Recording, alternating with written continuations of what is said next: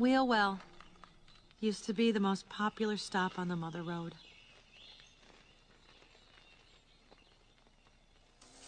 This place?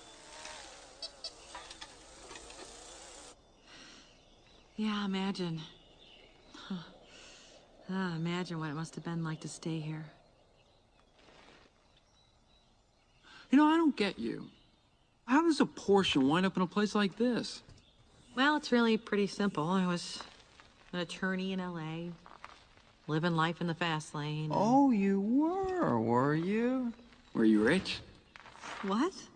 Just clues to the puzzle. Okay. Well, that was my life, and you know what? It never felt happy. Yeah. I mean, really? Yeah, so I left California. Just drove and finally broke down right here. Doc fixed me up, Flo took me in. Well, they all did. And I never left. Yeah.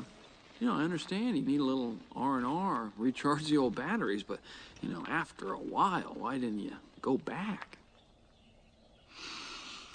I fell in love.